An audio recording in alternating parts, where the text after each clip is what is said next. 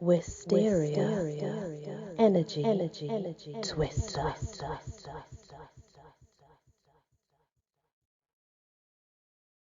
Hello, everyone, and happy Christmas to you all. So, this story is called I'll Be Home for Christmas by Alexa Kang. In the staff's dorm car, Evelyn jerked awake to the chugging sounds of the train, surprised to find that she had fallen asleep. The day of December 23, 1944. Copy of the New York Times she'd been reading slipped from her lap. Its headline reporting the Germans' sweeping retreat through Luxembourg. Quickly, she checked her watch. 4:45 in the morning. Thank goodness. She'd only dozed off for a moment, but her break was over. She picked the newspaper off the floor and hurried back to the grill car.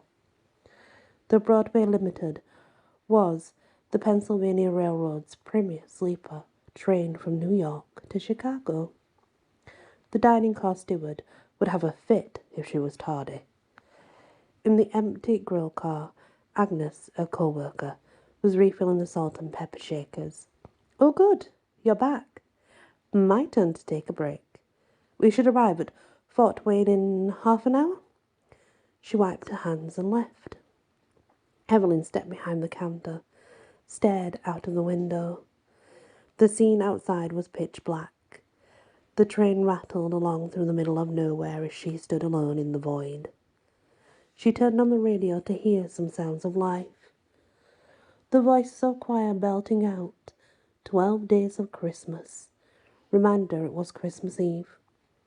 She couldn't wait to smell the aroma of the pumpkin bread her mother would be baking for dinner when she walked into her parents' home tonight. A young GI entered and sat down at a table across from the menu board. This was unusual. Passengers didn't normally start to come in for breakfast until closer to 6. Evelyn picked up her pen and notepad, walked over to him. Hello, can I get you something? The GI squinted at the menu board and shook his head. Can't sleep? No. He looked around the interior of the car. Frowning, he ran his fingers slowly across the surface of the table. Some people find it hard to sleep on a moving train. Evelyn softened her voice and moved closer to him.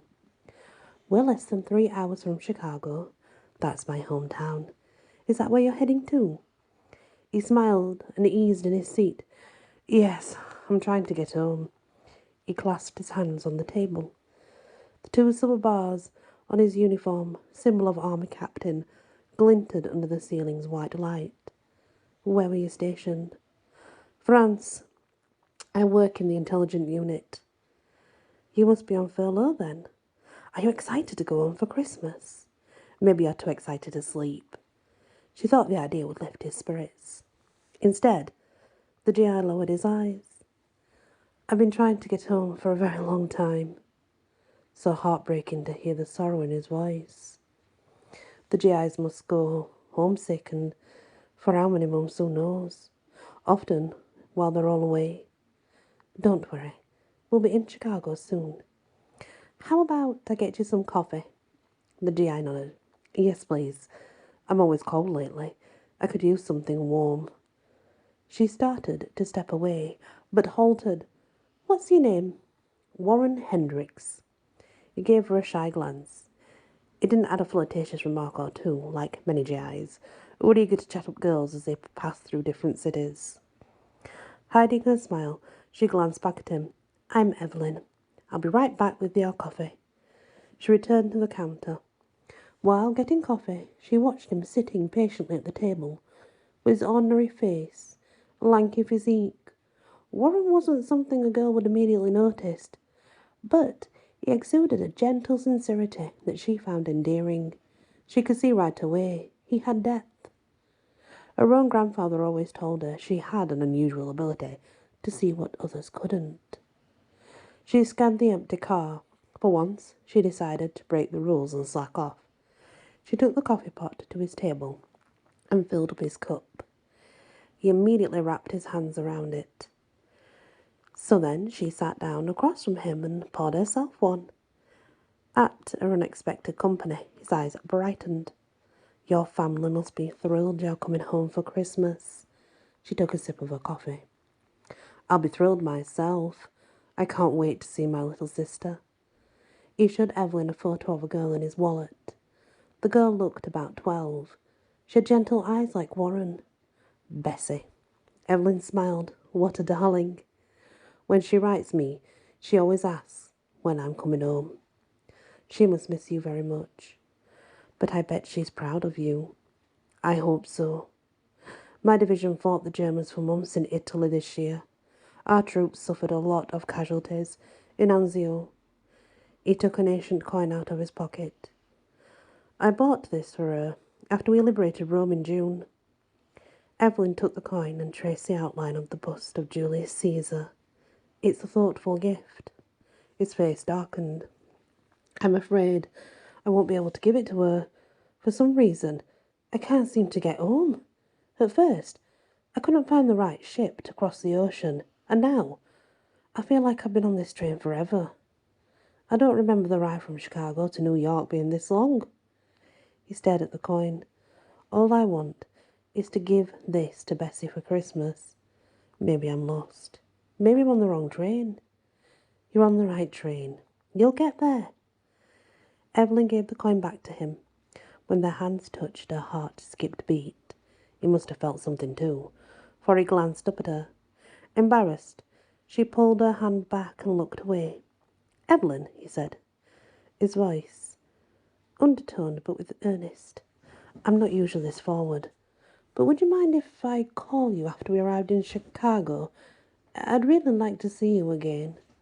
"Sure." She had hoped that he would ask. Even though she didn't think he would be calling her, she jotted her phone number on a notepad and gave it to him. "May I?" He pointed at her pen. She passed it to him. He smiled and scribbled down his own number. "You can call me too."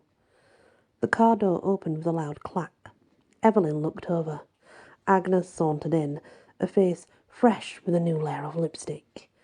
"Better get ready for breakfast, crowd." Agnes glanced at the table where Evelyn was sitting. "Were you talking to someone?" Evelyn gazed at the empty seat across from her. "No, no one." "Huh?" Agnes put on her apron. "You were drinking 2 cups of coffee?" Evelyn lowered her head. How could she explain to Agnes that she was talking to a GI who was no longer there? Only his spirit was trying to return home. He'd been riding this train for 12 consecutive nights. She noticed him immediately. The first night he came on board, even though the others didn't. She had an unusual ability to see what others could not. She had liked Warren from the start. Tonight she finally found the nerve to talk to him. If only they had met under different circumstances. She looked at his cup of coffee, still folded and untouched. A Roman coin sat next to the saucer. "All I want is to give this to Bessie for Christmas." On the counter, Bing Crosby crooned the familiar lyrics of "I'll Be Home for Christmas" from the radio. Evelyn checked her notepad. Warren's number was still on there. She picked up the coin. "I'll bring this home for you," she whispered. "You can rest in peace now." The train came to a stop at the Port Wayne station. Passengers departed as others, still heading to Chicago, entered the grill car for breakfast. Evelyn cleared the coffee cups off the table and smiled at the middle-aged couple who had just walked in. "May I help you?" And that's the end of that short story. Now that was very interesting indeed. What's also interesting is she seems to have a romantic appeal towards this spirit. Thank you for listening to this episode and this story. Please hit that like, share if you can, and consider subscribing. Many blessings. Wysteria, energy, twister.